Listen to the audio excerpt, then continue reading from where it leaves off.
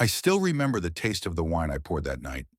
Dry, bitter, and far too expensive for someone drinking alone. The reservation was for two, but I sat there by myself, playing with the condensation on the glass like it could distract me from the hollow space across the table. She canceled 3 hours before. Sorry, babe. Emergency dinner for my boss's birthday. It's a career thing. You understand, right? The irony, it was our third anniversary. Not the kind of date you forget. Not the kind of night you double book. I told her it was fine, that I understood. But something cracked inside me as I ended the call. It wasn't just disappointment, it was recognition. A quiet certainty that I wasn't the priority anymore. Maybe I never had been. She had changed over the past few months. Longer hours, shorter conversations. I'd ask about her day. She'd smile distractedly and mumble something about work. I gave her space. I supported her. Told myself I was being a good partner. But love doesn't feel like you're waiting in the lobby of someone else's life. So I went to the restaurant anyway. Alone. 3 years deserved acknowledgement, even if it was just from me. I was halfway through the meal when a woman sat at my table uninvited. Poised, elegant, eyes too sharp to be accidental. "You're Amanda's boyfriend, aren't you?" she asked, sipping her drink like she owned the moment. I nodded, confused. "I'm her boss's wife," she said. Then she smiled. "Care to ruin a perfectly good marriage with me?" And that's where the story really begins. Amanda and I met at a dive bar 3.5 years ago. One of those places that smelled like spilled beer and broken promises, but she lit it up like it was five-star dining. She was magnetic, ambitious, the kind of woman who spoke like she had somewhere to be, something to prove. I was a freelance web designer back then, living project to project. She worked in corporate marketing, freshly promoted and hungry for more. We clicked in that opposite attractive kind of way. I grounded her. She challenged me.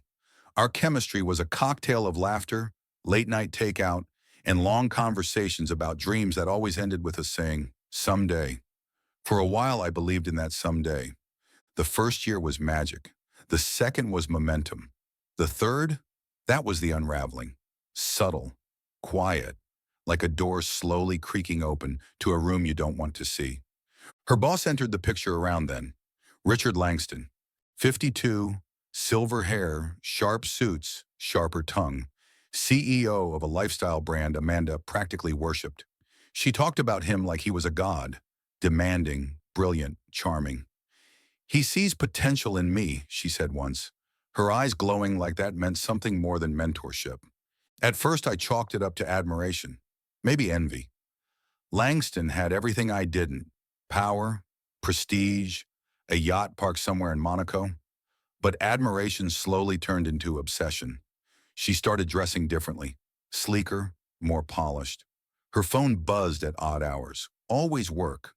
She'd disappear for long weekends at corporate retreats. The gap between us widened until we were two people orbiting around different suns. I tried to talk to her. Once, she kissed me softly and said, "This is just a phase. You'll see." Maybe I was naive. Maybe I didn't want to admit the truth staring me in the face. She was slipping away, not all at once, but in pieces. And then there was Clarissa Langston, Richard's wife, the woman who slid into my table like she'd been planning it for weeks. She was everything Amanda aspired to be: regal, poised, untouchably elegant. But beneath the surface was something else: steel. Intelligence sharpened into weaponry. Her voice was velvet, but her words, daggers dipped in honey. "I know where they are," she said that night, "and I know what they're doing." I should have walked away, but something about the way she looked at me, like I was the missing piece in her chess game, made me stay. Amanda was chasing power. Clarissa already had it. And me? I was just trying to understand when love turned into something that didn't look like love at all. Clarissa didn't ask twice. She didn't need to. There was a calm authority in her presence, like a judge who already knew the verdict, but enjoyed watching the defendant squirm. She slid a hotel keycard across the table, room 1107 embossed in gold, and said, "They're celebrating his birthday. Just the two of them." He told me he was in Zurich. Amanda thinks I'm in Palm Springs. I stared at the key. The weight of it felt heavier than it should have. I don't need to prove anything to myself, she said, standing slowly. But I figured you might. And just like that, she was gone. I should have thrown the card away. I walked home. I pretended I didn't see the crack in the mirror. But curiosity, that wicked little whisper, took over. Curiosity and something colder. Something hollowed out from too many brushed-off anniversaries and half-truths, delivered with a smile. I found myself in the elevator of the Grand Bellamy Hotel an hour later. Every ding of a passing floor echoed in my chest. I wasn't sure what I expected. An awkward dinner, a champagne toast, maybe even just two people talking in robes. But when I reached 1107, the door wasn't locked. It was slightly open. I knocked softly. No answer. I pushed. Inside, dim lights flickered over room service trays, an empty champagne bucket, and two figures wrapped in each other's arms on the bed. Her laugh was unmistakable. Low, throaty, the one she used when she thought she was irresistible. She didn't even look up. I didn't go in. I didn't say a word. I closed the door as quietly as I opened it and walked away. By the time I reached the lobby, Clarissa was waiting. Her coat draped over one arm, martini glass in the other. "So?" she asked. I nodded. "They're there." Her smile barely moved. "Good. Now we begin." That was the moment the scales tipped. Not just betrayal confirmed, but something else awakened. A need to stop being the casualty in someone else's climb to the top. After that night at the hotel, nothing was the same. Amanda's world spun faster, and I found myself standing at the edge of the storm, watching the chaos unfold with a mix of dread and strange fascination. It was as if she had crossed a line I didn't even know existed. Between ambition and betrayal, between love and something darker. Amanda acted like nothing had happened. The next morning, she was the same woman who kissed me goodbye with a distracted smile, already dialing into work as if our anniversary had been nothing more than a blip on her calendar. I hated how natural it seemed, the way she compartmentalized me out of her life, like a cluttered inbox. But I wasn't the only one watching. Clarissa stayed in the shadows, a quiet force that pulled strings without anyone noticing. She began showing up in my life like a ghost. Random texts, casual coffees, moments when Amanda was too busy to answer. There was an odd camaraderie between us, one born of shared betrayal, but layered with a dangerous unspoken understanding. Clarissa didn't pretend to be a friend. She was a weapon, and I her pawn. One afternoon, over a coffee in a downtown cafe, she leaned forward and said, "You're going to have to play their game to beat them at it. Richard is ruthless. Amanda, she's ruthless in training." I looked at her, not sure whether to be grateful or terrified. "What do you want from me?" "A chance to see my husband's lies unravel. A chance to watch Amanda realize she's not invincible." And so I began to watch, carefully, quietly, cataloging every late-night text Amanda ignored, every time she feigned tiredness to dodge my calls, every glance that wasn't meant for me, but for her phone screen. The distance between us grew wider, but the tension became a combustible fuel. Amanda's ambition wasn't subtle. She chased promotions like a shark circles prey, seducing clients and executives with her charm, and a laugh that sounded too rehearsed.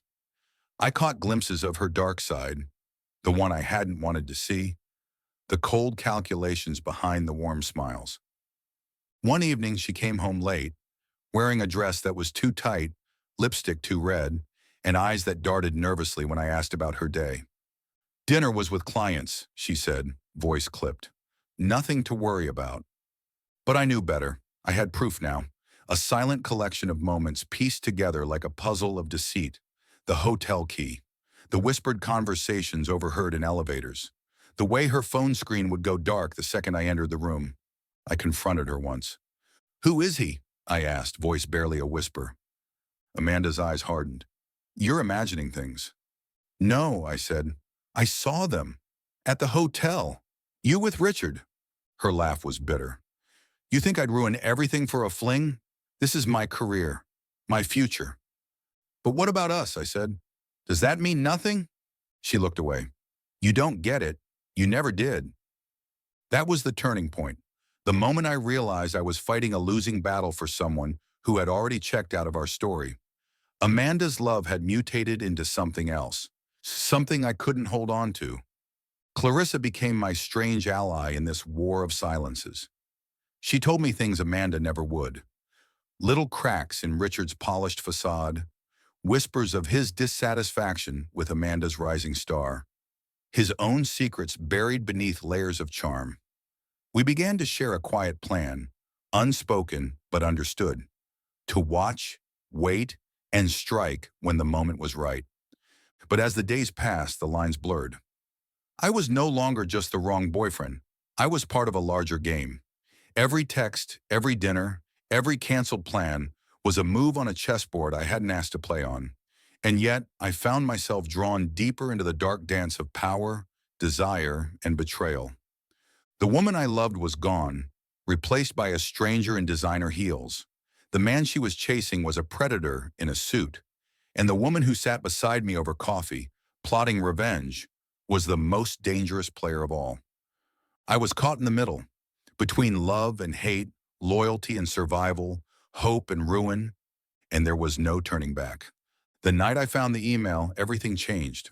I wasn't snooping, at least that's what I told myself, but the moment I saw Amanda's laptop left open on the kitchen counter, temptation was too strong. The subject line glared back at me. Tonight's arrangement, Richard.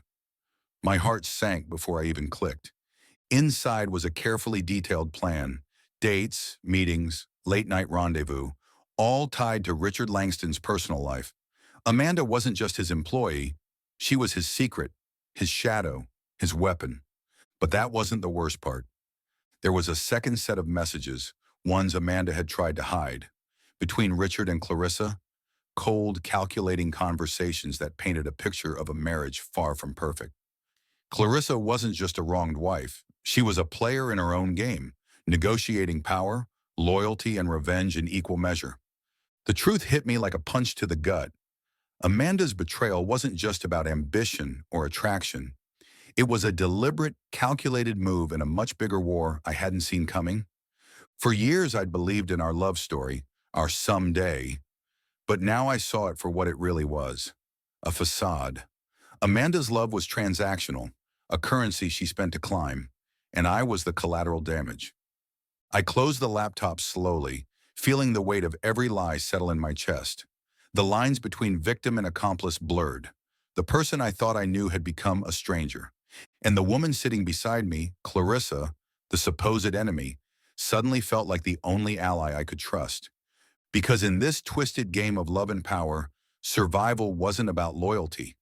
It was about who made the next move. After the email, the air between me and Amanda became thick, charged with unspoken accusations and broken promises. But the biggest change was in me. I wasn't just the betrayed boyfriend anymore. I was a man awakened to a brutal truth, caught in a web far more complex than I'd imagined. Clarissa became my shadow, a guide through this new world of corporate secrets and personal vendettas. Our meetings moved from casual coffees to hushed conversations in dimly lit bars, where she let slip details that shattered the polished image Richard had built. Richard's not just a manipulator at work, she said one night, voice low but fierce. At home, he controls everything. His wife, his employees, even his closest friends. Amanda is just another pawn. I wanted to hate her. For years, Clarissa had watched her marriage crumble, while Amanda climbed over her like a ladder. But there was something magnetic about her raw honesty. She didn't pretend to be a victim. She was a strategist, a woman who refused to be erased. We formed an uneasy alliance. I fed her the information Amanda let slip. Texts, canceled plans, overheard phone calls. Clarissa, in return, exposed cracks in Richard's armor, secret meetings, shady business deals, a rumored affair that threatened to unravel everything. But the deeper we dug, the more dangerous it became. Amanda started noticing. The way her phone buzzed with alerts whenever I was near. The subtle coldness in her eyes that hadn't been there before. She was no longer the woman who smiled over burnt toast on Sunday mornings. She was a predator sharpening her claws. One evening, Amanda confronted me after work. Her voice was sharp, tinged with something I hadn't heard before. Fear, maybe? Or anger, masked as control. You think you can play me? She hissed. I'm the one with everything to lose. I met her gaze steady despite the storm inside. No, Amanda. You're the one who already lost. She laughed then, bitter and hollow. You have no idea what you're tangled in. And she was right. I didn't. The lines between love, hate, loyalty, and revenge blurred with every passing day. I found myself questioning my own motives. Was I driven by pain, by betrayal, or by a darker need to see Amanda fall from her throne? Clarissa warned me repeatedly. This isn't about you or me. It's about power, and power doesn't forgive weakness. I watched Amanda spiral, caught between desperation and defiance. Her late nights became longer. Her calls to Richard are more frantic. I saw the cracks in her carefully constructed world widen. Then came the night I followed her. She met Richard in a private lounge. Their conversation hushed but heated. I couldn't hear the words, but the tension was electric. Amanda's face was a mask of fury and fear, Richard calm and cold. That night I realized the war was no longer just theirs. It was mine. And the battlefield was everywhere. The night was heavy, thick with the kind of silence that screams before the storm.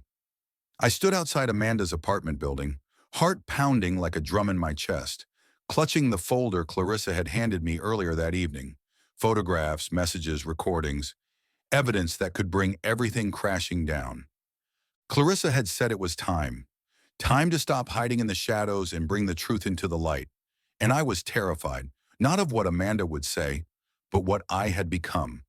The man ready to burn what was left of us just to reclaim a sliver of dignity. I buzzed her apartment. No answer. The door clicked open just as I was about to leave. Amanda stepped out, her face a mixture of exhaustion and defiance. Her eyes locked onto mine, cold and unreadable. We need to talk, I said, voice steady despite the chaos inside. She didn't reply. Instead, she turned and walked toward the elevator. I followed. Inside, the air was electric. Amanda finally spoke, her voice low but sharp. You think you can destroy me? You think Clarissa and I are enemies? I frowned. What are you saying? Amanda's laugh was hollow. We're partners, in everything.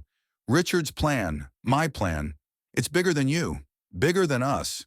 You're just a pawn who didn't realize the game. I felt my world tilt. This wasn't just betrayal. This was a conspiracy. Why? I demanded. Why drag me into this? Why pretend to love me? Her eyes softened, just a flicker, and for a moment, the woman I loved seemed to surface. Because you were convenient. Because I needed someone to believe I was more than just an ambitious employee, more than just a piece on Richard's board. I swallowed hard. So it was all a lie? She shook her head. Not all, but love. Love in this world is complicated. We all wear masks. The elevator dinged. We stepped out onto her floor, tension thick between us. Then from the shadows came a voice I never expected. Are we done playing, Amanda? Richard appeared, calm and commanding. His presence sucked the air out of the room. Amanda's mask slipped, revealing vulnerability, fear even. Not yet. Richard turned to me, eyes cold. You don't know what you're involved in. Walk away now. But I couldn't. I held up the folder. I know enough. What followed was a storm of accusations and revelations. Amanda confessing to seducing Richard to climb the ladder. Richard admitting he manipulated both women to secure his empire. Clarissa's role in feeding me the truth as revenge for years of lies. In the chaos, Amanda's facade crumbled, revealing a woman trapped by her own ambitions and regrets. I looked at her and realized this wasn't just about betrayal or revenge. It was about survival in a world where love was currency and loyalty was a lie. As the confrontation reached its peak, I made a choice, not to destroy, but to walk away. Because some battles aren't won by fire, they're won by knowing when to let go. After that night, everything changed, though not in the way I expected. I walked away from Amanda and Richard's twisted game, but I wasn't walking away broken. Instead, I felt something shift deep inside me. It was as if the betrayal, the lies, and the chaos had burned away the illusions I once clung to. What remained was raw, real, and strangely freeing. Amanda's name became a ghost I rarely summoned. Our relationship, once a vibrant thread woven into my life's fabric, unraveled into something unrecognizable. I stopped waiting for her calls, stopped replaying every moment, every smile, every lie. Clarissa, the woman I had met through the fog of betrayal, remained a complex figure in my mind. She wasn't a savior or a villain, just someone caught in the same storm, navigating her own survival. Our uneasy alliance dissolved quietly, like smoke drifting away. But she taught me something vital. The truth can liberate, but it also demands strength to face what comes after. In the weeks that followed, I found myself reflecting more and more, not just on Amanda or Richard or Clarissa, but on myself. What had I really been searching for? Love, validation, revenge, or just a sense of control in a world that often felt uncontrollable? I realized I had been chasing a mirage, a version of love that required sacrifice, compromise, and silence in the face of pain. And maybe that was the cruelest betrayal of all. But pain, I learned, is also a teacher. It taught me to recognize my own worth beyond the roles I played in other people's stories. It taught me that love, when real, isn't about possession or power. It's about respect, honesty, and the courage to be vulnerable. I started rebuilding, not relationships, not with Amanda or anyone else, but the relationship I had with myself. Small steps, quiet victories, morning runs, reading books I'd neglected, reconnecting with friends who had watched me fade into a shadow of myself. The anniversary dinner Amanda canceled? I celebrated it alone, in my own way. I cooked the meal she refused to share, drank the wine I had bought weeks before, and toasted to the future I was finally ready to face. I wasn't sure what lay ahead, but for the first time in a long time, I felt grounded. Not because I had answers, but because I had stopped asking the wrong questions.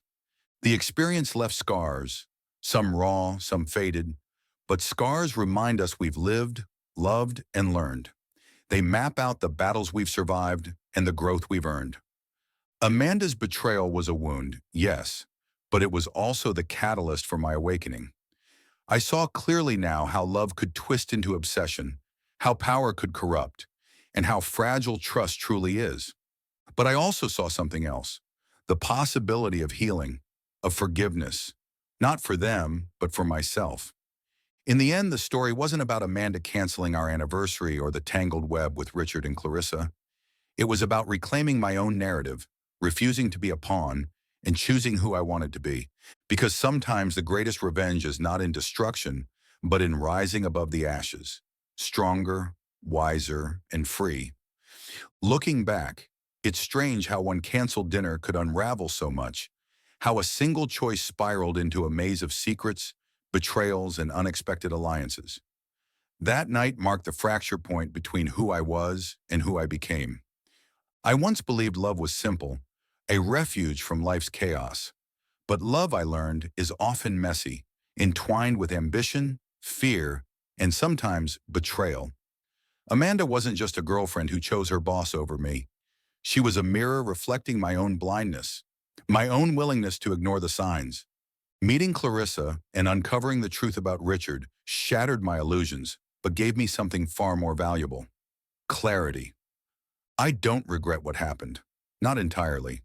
Those painful moments forced me to confront myself, to redefine what I wanted and who I was. They stripped away the mask we all wear and revealed the raw, sometimes ugly, but always real core beneath.